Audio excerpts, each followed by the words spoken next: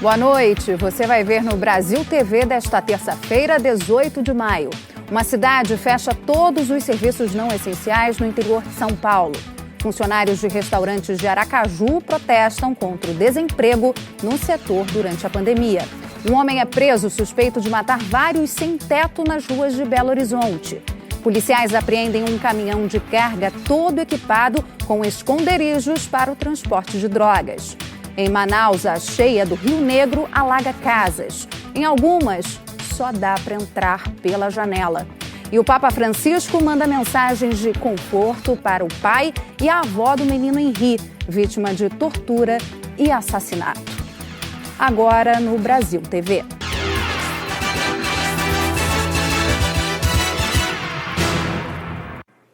Professores e funcionários de escolas de 2 cidades goianas começaram a ser vacinados hoje contra a Covid-19.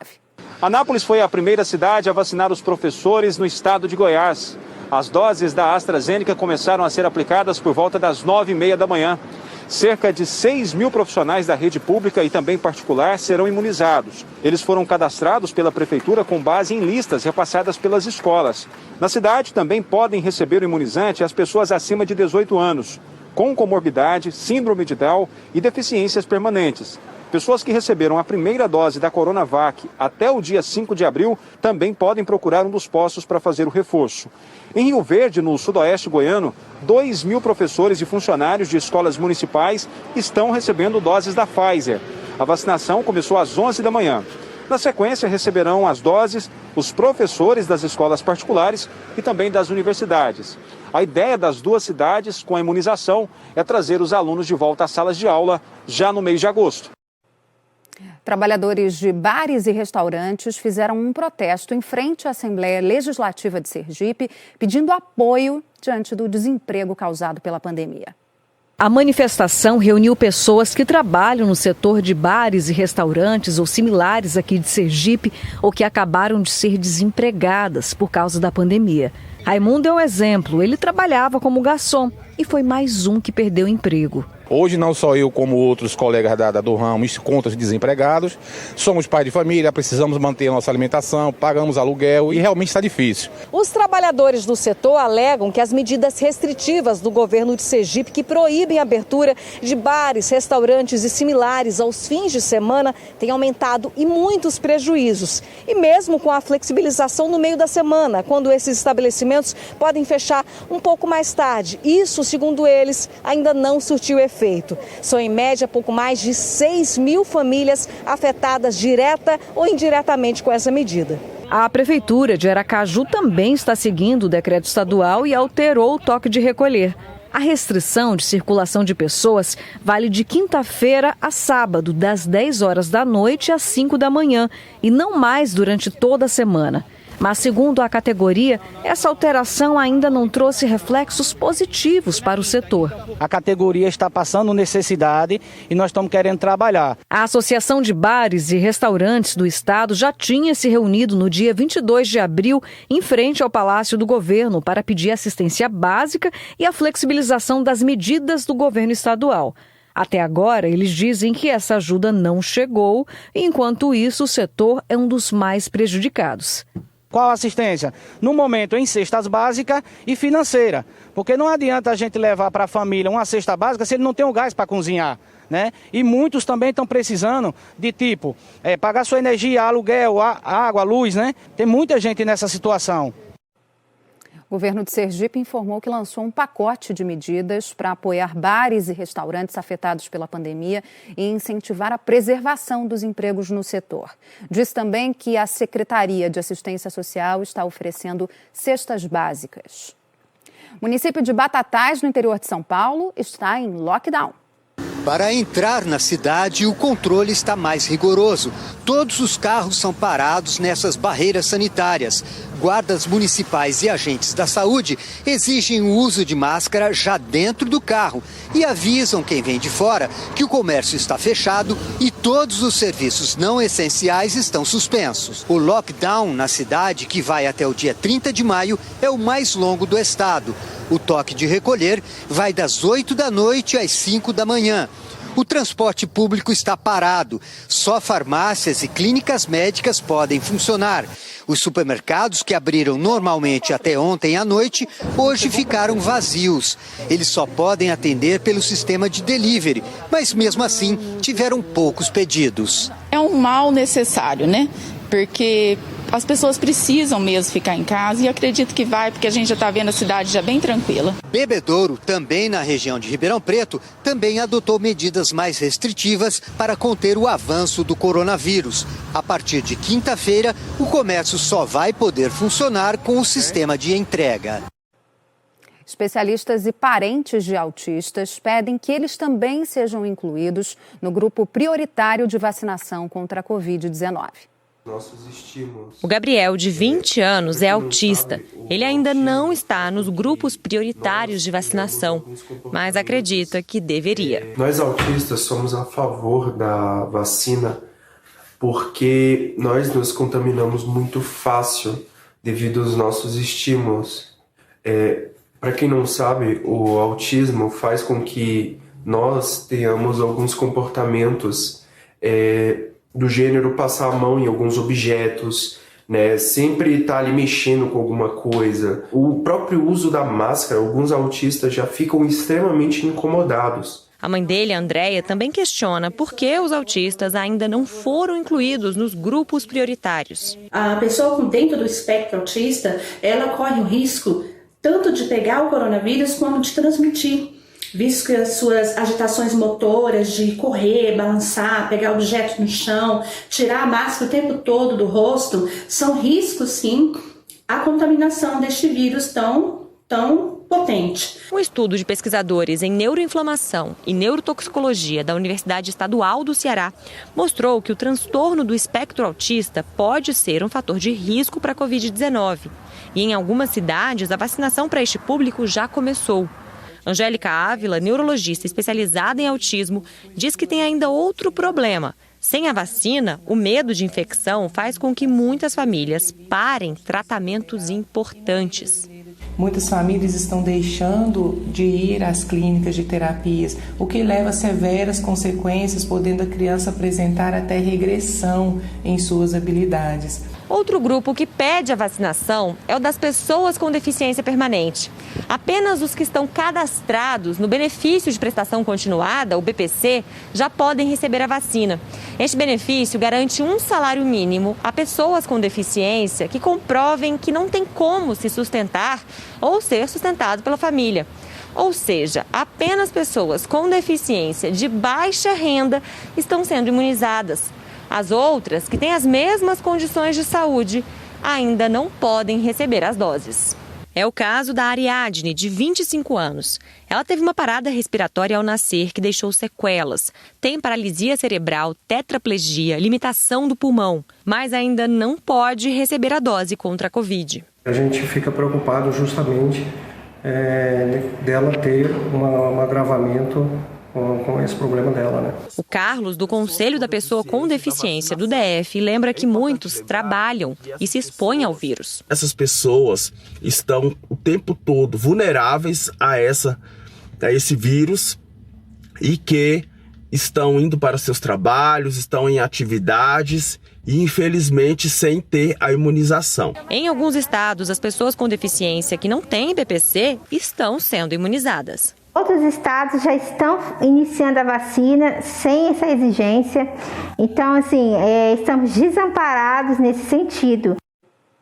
E como se não bastasse todo o sofrimento com a pandemia, um homem fingiu ser médico no Rio de Janeiro, fez mais de 3.000 atendimentos. Itamberg Oliveira Saldanha usou documentos de um médico verdadeiro para atuar na unidade de pronto atendimento de Realengo, na zona oeste do Rio.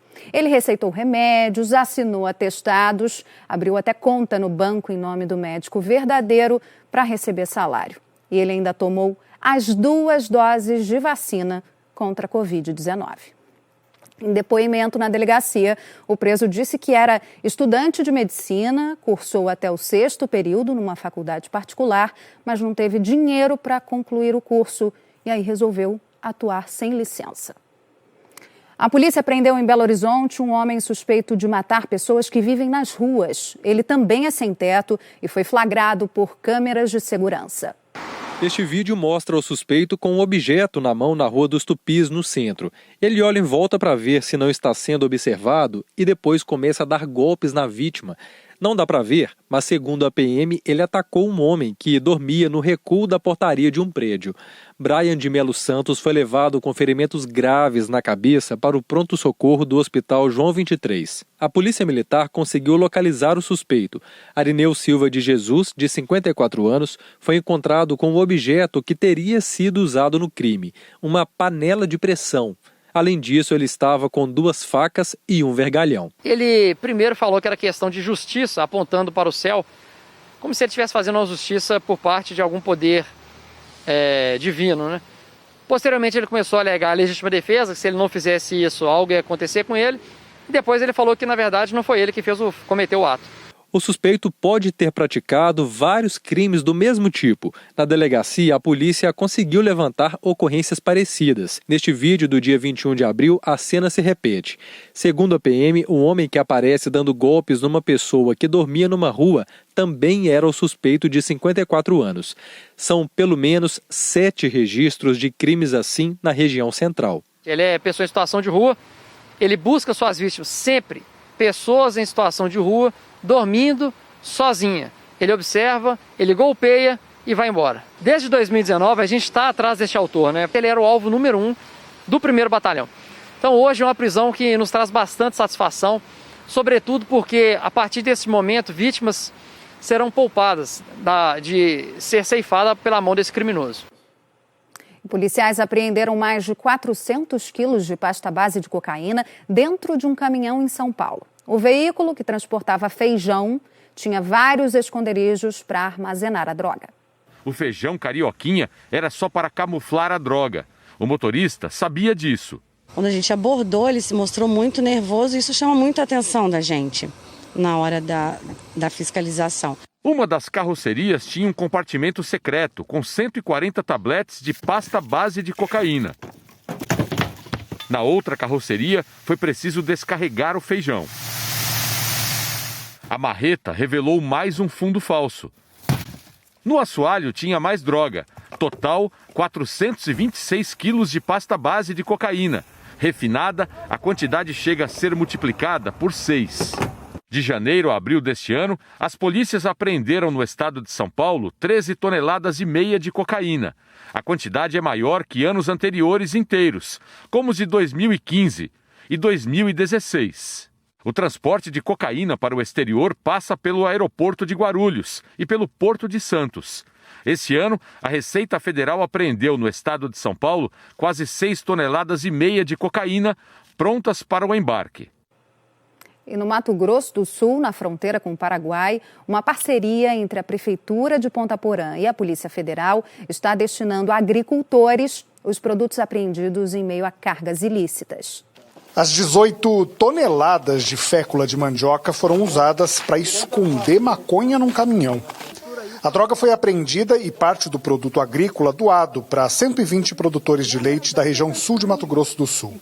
O Ginaldo está usando a doação para misturar a ração das vacas. Vem numa hora que o produtor mais necessita, por causa do aumento do grão. O grão hoje está muito elevado os valores. A polícia diz que grande parte da droga apreendida em Mato Grosso do Sul é encontrada em meio a cargas de produtos agrícolas. Quando esse produto não se reconhece o proprietário, ele é depositado em alguns silos da região, principalmente quando se trata de grãos, e depois o judiciário vai definir a destinação final do produto. Olha, esse milho todo aqui foi usado para esconder 1 tonelada de maconha apreendida numa rodovia aqui no sul do estado. A justiça já deu autorização e agora a carga vai ser distribuída para 33 agricultores familiares. Isso representa uma economia de R$1.000 em ração para cada um.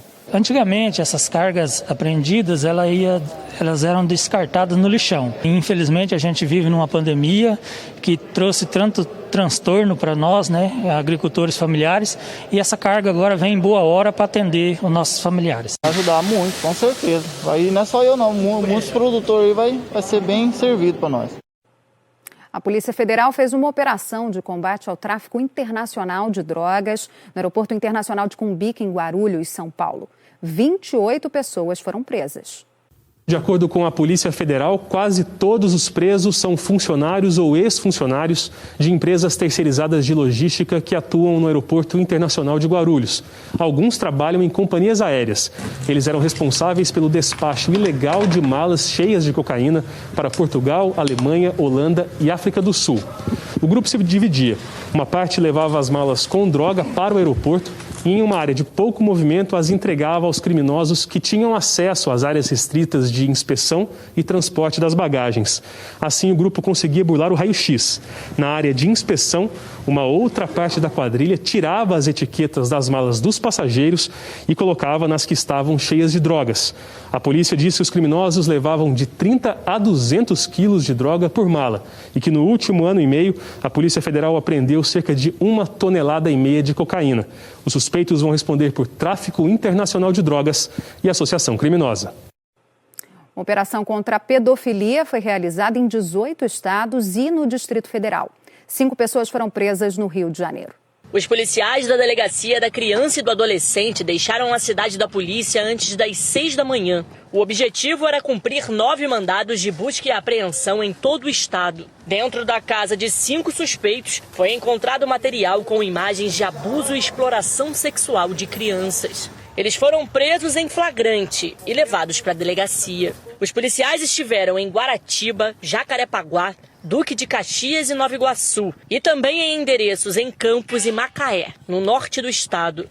Uma pistola, computadores, telefones celulares, fitas cassete, DVDs e um tablet foram apreendidos. O material será periciado. A operação de hoje acontece exatamente no Dia Nacional de Combate ao Abuso e à Exploração Sexual de Crianças e Adolescentes. Além do Rio de Janeiro, os investigadores fizeram buscas em 17 estados e no Distrito Federal para cumprir 68 mandados.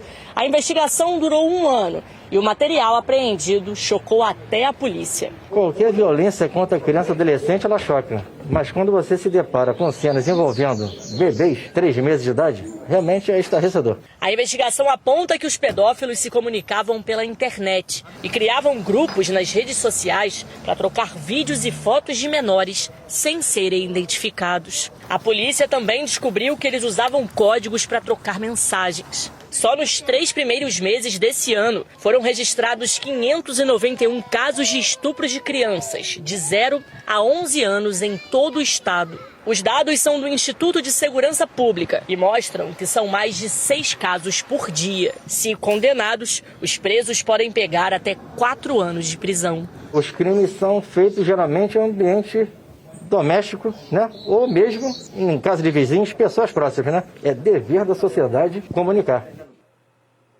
A seguir, o sufoco dos moradores com a cheia do Rio Negro em Manaus e as mensagens de carinho do Papa Francisco ao pai e à avó do menino Henri Borel.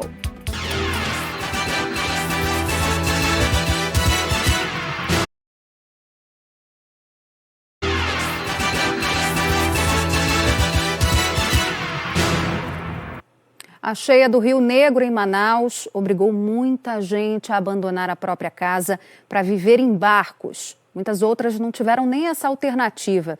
Estão vivendo dentro de casas alagadas. Floresta alagada fez essa praia sumir na região metropolitana de Manaus e fez até pescador parar na beira dessa estrada em Cacaupireira, também na região metropolitana da capital. A cena inusitada é um sinal de que o rio está cada vez mais alto. Aqui, só pontes, muitas delas frágeis, ajudam a sair de casa. E quando acaba a madeira, o jeito é improvisar ou enfrentar a água. Em alguns pontos, uma única tábua é a passagem. Aqui eu já vou enfiando o pé na água mesmo, porque a ponte aqui já foi pro fundo. Vamos subir aqui, tentar se equilibrar.